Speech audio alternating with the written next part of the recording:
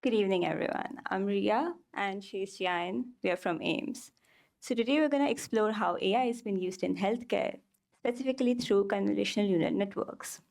So first of all, we are going to have a small presentation followed by a hands-on work experience with an AI model that classifies dental x-rays. Yeah, so let's see what computer vision is first. Why should we care about computer vision? Look at this application. Computer vision is everywhere, like from unlocking your phone using facial recognition to self-driving cars. Medical imaging, that is image recognition, is one of the most impactful applications. AI can now detect images and detect diseases from X-rays, CT scans, MRIs, sometimes even better than the doctors. But here's the thing. These systems aren't perfect. They can be biased, they can fail, and they can deploy if not trained correctly. And that's what we're going to explore today. So let's see how AI has been. I'm so sorry. Yeah, so let's see the techniques of computer vision. With the simplest technique is classification. So it's going to take an image input and it's going to say, is it a cat or a dog? And it's going to give us an answer. The other thing is object detection. So it's gonna identify multiple things in an object. Like here you can see, like it says it's a cat, dog, etc. The other thing is segmentation. It outlines exactly where the things are. So basically for today, we are just gonna focus on classification because that's the foundation for everything else. Let's see what artificial neural network is. Some of you may have heard of neural networks. It's basically how our brains work. Traditional machine learning required humans to manually extract features from the images and tell the machine where to exactly look for and what to exactly look for in images. But like that's tedious, that's expensive, and not feasible for clinical applications.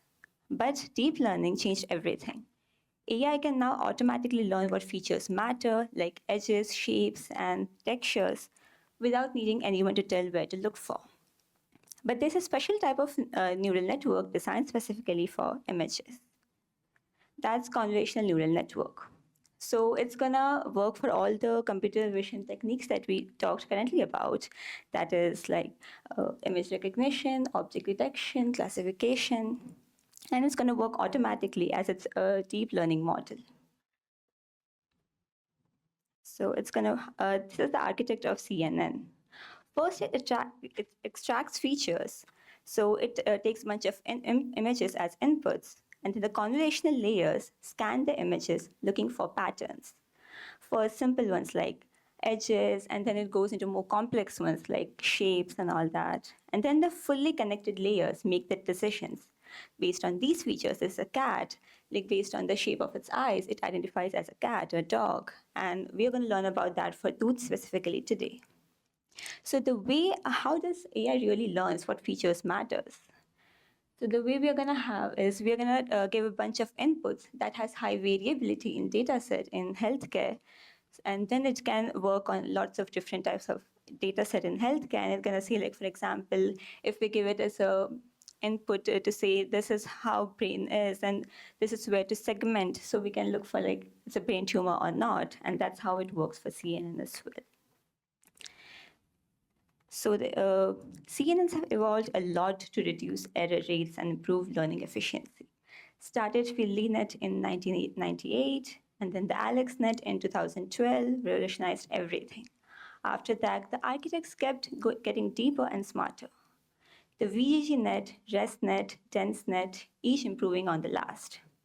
But today we are going to just focus on the basic same principles and now we're going to talk about the components of CNN, but I'll pass over to Jian to explain more about that. Thank you, Ria. And then, so now we are going to talk about the components of the CNN. So it composed by 4 key components, which is the convolution layer, the activation layer, pooling layer, and the fully connected layer. Oh, okay. Okay. So first, let's talk about the input. So the input of the CNN is basically a matrix of pixel values. And then, so if we are considering like, for example, this one, this the 8. So it can compose of a bunch of zeros and ones as a matrix, and then that's what you pass to. Okay.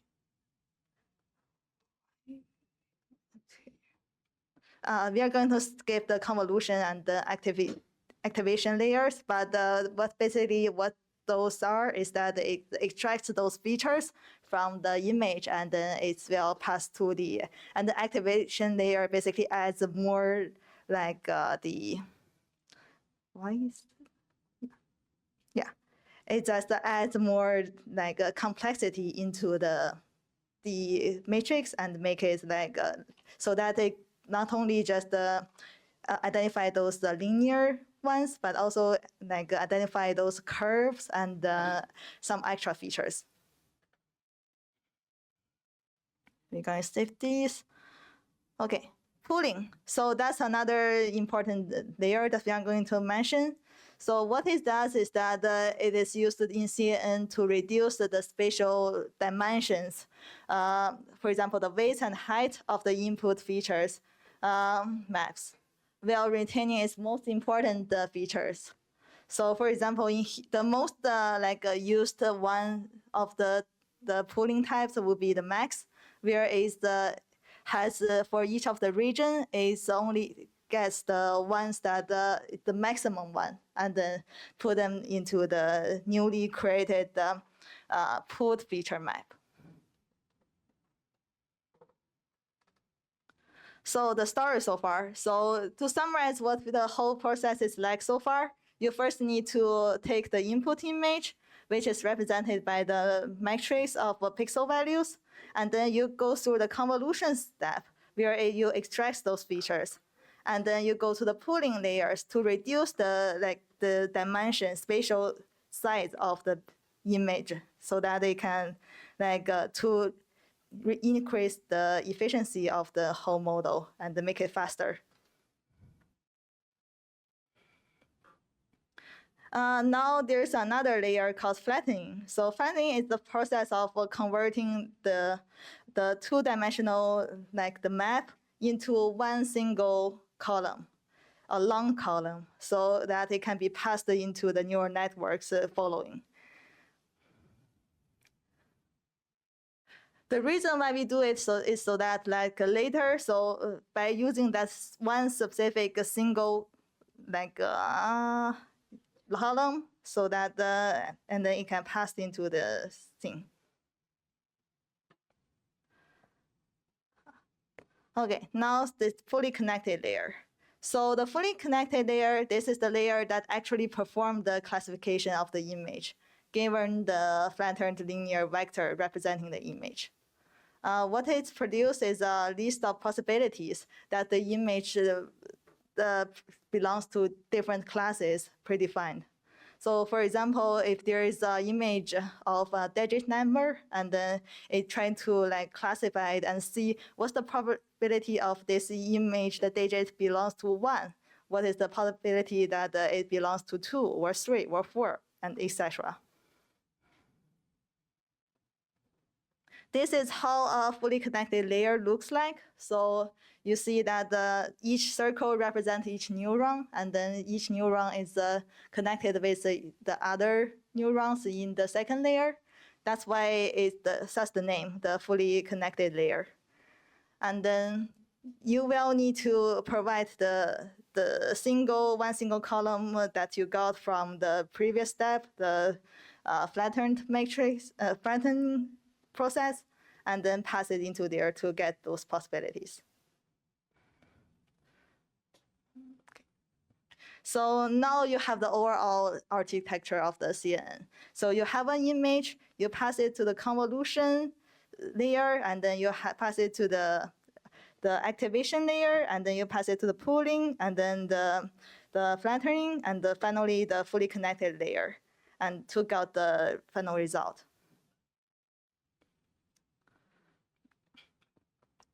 So putting it all together, now the training process, how it looks like. So at the start, we have a bunch of parameters that we need to define for the for the convolution layer and also the activation layers. But we don't know what the parameters are going to be like. So we just put random stuff into it, and then the network takes the training image and the input, and then you go through all the process I mentioned earlier. So the convolution, activation, the pooling, everything, and the neural network, and then you got the result. Now you got the result, you want to compare it with the label. So like whether it got it right or got it wrong. If you got it right, that's good. But if you get it wrong, you will need to compute the error, like how much of the difference it is between the actual label and the label that you got. And then now, so this is the feed forward. And then now you got the error, you compute the loss functions, and then you calculate, once you calculate that, you need to do a back propagation, where you just calculate the gradient of the loss function, and then you send it back and then to update those parameters that you predefined before. And then, so for each of the image, you do a forward propagation, you calculate the error rate, you go back to edit the parameters, and you do another image training, and then another. So this is a loop. So this is what it looks like. You see, from the bottom, before it's from the convolution all the way to the neural network, and now you going from the neural network back to the convolution. You pass those parameters back. Yeah, that's everything you need to know about the training. Now let's I'll pass it to Ria. So hopefully, as been instructed, you guys have downloaded the data set that's been provided and made a copy of the model that was given to them. Just give me a thumbs up if you guys did that. Okay, and since most of you guys haven't, please do that. It'll take like 5 minutes. And then what you're going to do is there are some exercises outlined there. And you're going to change a bunch of parameters, do some stuff, check the results visually. There's been graphs, matrices, and then we'll discuss the result afterwards. So I'll allocate, we can do that till 6:10. Just give me a thumbs up once everyone is ready with that. Thank you.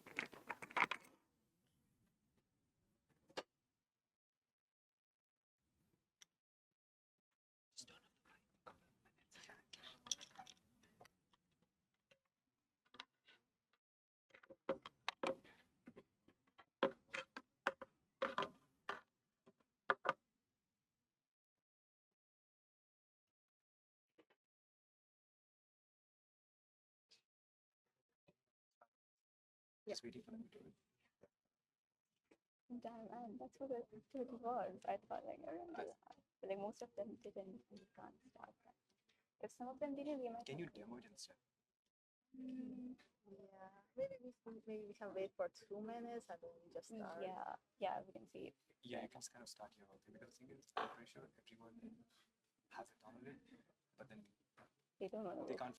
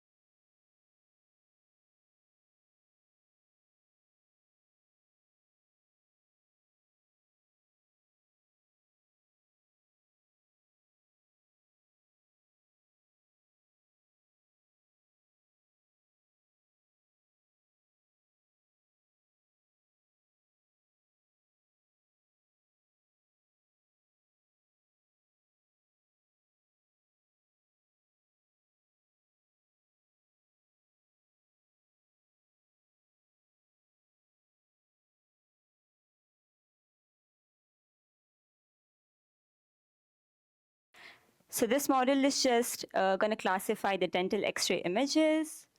First of all, we'll start with connecting the model to the Google Drive. It's going to be connected, and we'll import some libraries. We're going to define the directories to our CNN model. And one of the exercise I had for you guys was the data bias thing. And I'll continue. So as you can see is, we're checking for bias for each and every.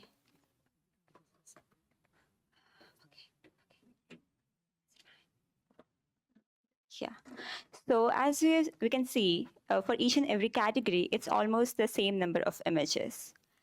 If we don't have that, like if we have, suppose for example, 100 images for upper single root and only 20 images for lower multi-root, that will create a bias.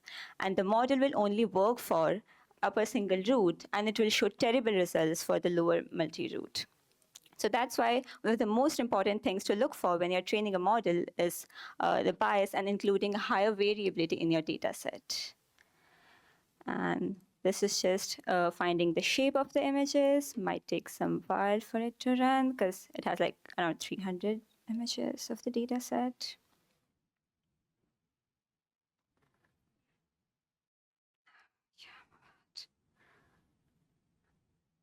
And then one of the other experiment I had was like the number of epochs that you run while you're training your model. That is the number of iterations. The number of times we pass through a single type of data set. And that shows us like how many times AI will see the data and how much it will get familiar with. Increasing the number of epochs might lead to the term called overfitting, which is that it will only work very good on a particular type of data sets that was been trained on. Underfitting is we are not iterating much over that data set, which it means it will not be as accurate as it should be, even on the data set that it was been trained on. Batch size is the number of images processed at once. It should be multiples of 8, that is power of 2. Like how many batch size it will run on at once when it was trained. And the image size, which is not the most important thing, is like the image of like the size of the width and height of the matrix. That is, as Jen was explaining, the input is a square matrix of pixels.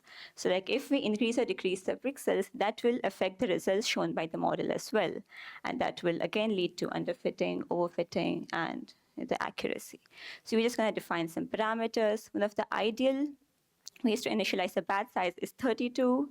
So it won't take like too many images at once. And the ideal image height and width is 128 as well. Now we're going to just train and validate the data set. So basically, we are going to divide the data set into training and testing. The ideal way to do is like we have 80% of the data set for training and 20% for testing. Like, is it working ideally as it should be or not? So as you can see, we are using 292 files out of 364 files for training. And then the rest of it is used for validating, which means it's for training. And we're working for 4 classes with now. We're just going to define that as well. And then we're going to find out what we got. So as it went through the images from the input, it managed to identify all these categories found in these images. And now what happens is we are building the CNN model.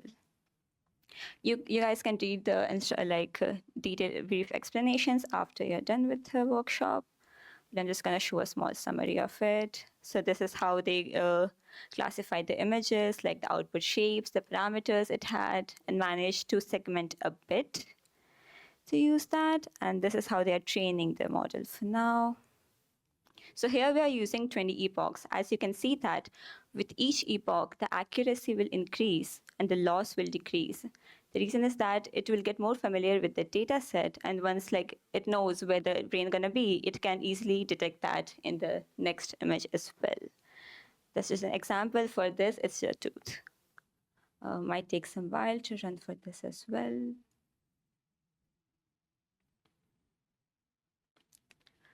As you can see how the accuracy is increasing, 0.26, 2.53, and you can see a huge decrease in loss as well.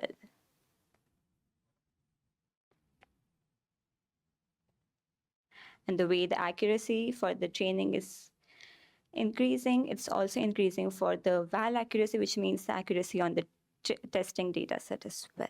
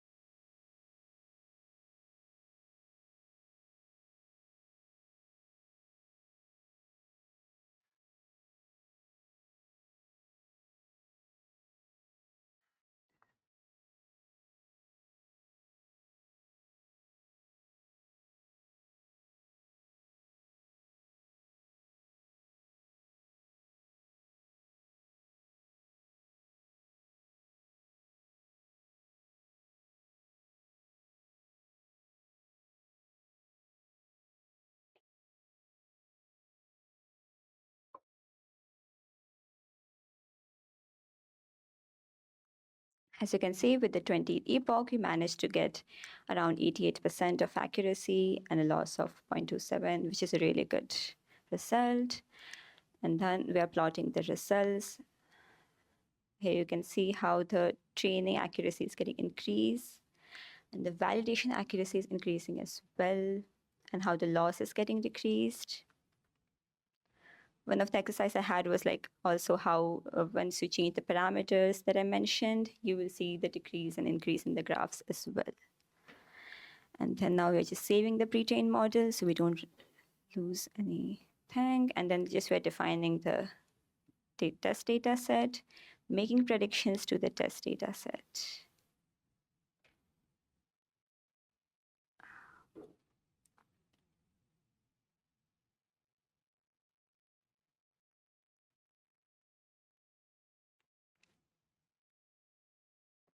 As you can see how this is the truth. So this is the ground truth, which means that this was done by a human expert, and it was then predicted by the AI model as well. As you can see, it's quite similar. And then we're drawing the confusion matrix. This really helps us to see how many false positives, false negatives that we got. Like, as you can see, for example, the upper middle root, this is the true labels for the y-axis, and the x-axis has predicted labels. So let's just go like, if it was meant to be, if it's like upper multi-root, it got detected as lower multi-root one time, which is not a good thing. As we can see, the blue boxes that we can see, it was predicted correctly, but the light blue or white ones were wrong. One of the things is confidence threshold as well. So it basically means once the AI model is trained, how confident it is to work on its own. If it's very confident on only a particular type of data set, it means it needs to have a human review as well. But if it only has like 0.55 or like 0.60%, and it's a bit risky, but it will usually work on quite a lot of variable data set as well. And then we're just gonna compute the classification report. And these are the results that we got, like how precise it was for each of the categories, what value we got, and that's all we wanted to show. And how can we show? I'm gonna skip to this.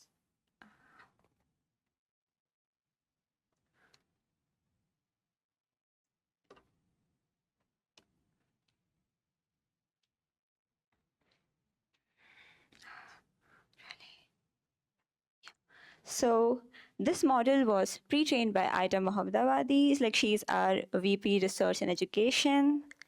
Hopefully you guys learned quite a bit about like how AI in healthcare is and how it's been used. You can follow us on Instagram. You can get for a newsletter sign up. And thank you so much. It was really great talking to you guys, and hope you guys enjoyed and learned a bit. And thank you so much for natHacks for providing this opportunity. Thank you.